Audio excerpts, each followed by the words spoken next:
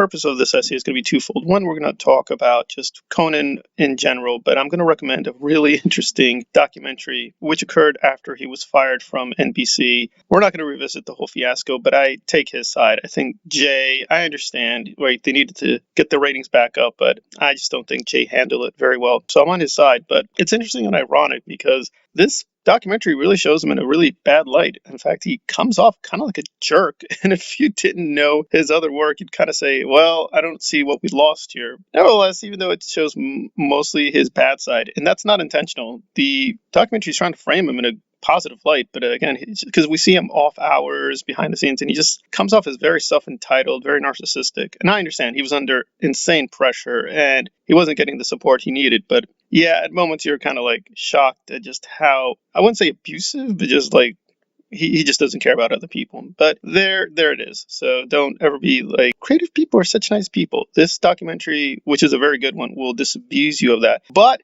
it does show his other side, which is that he puts in an insane amount of work into all his comedy. He really is dedicated to his fans and he really tries. Like his effort, I have never doubted. In terms of the hosts, I have to say in the 90s, I was much more of a David Letterman guy. I even think Jay did a lot of interesting, good stuff.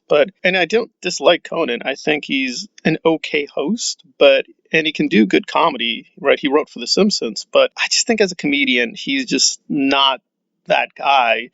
And I was just going through research, and even the people he's influenced, like Kalen and a few others, it's like, oh, that's nice, but it's like it's not the really big people. It's not even like Amy Schumer or anybody like that. So it's sort of like he's definitely left a legacy, and he's left a lot of great things to be proud of. But then at the same time, you're gonna like he's definitely more on the lower tier. I mean, in almost all respects. But at the end of the day, you have to try to give him a lot of credit for trying because he really tried really hard, and he was ahead of the curve in certain respects, right? He did a lot of things on comic books and Marvel and the parodies of superheroes way before it was popular.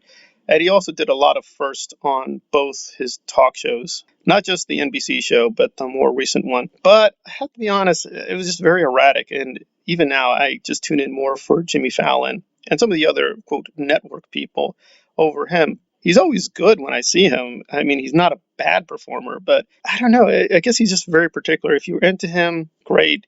If you're not, also great. But I do feel a little sad for him because, yeah, I think this is it. I think, he's just putting in so much time at late night. It's like, it's done. He's already done the regular format. He's going to move on to other things. But I would recommend Conan Can't Stop because it is a very strong documentary and we see his good side and bad side. And you can't help but feel sorry for him because the circumstances were just so terrible. But I'm not going to lie.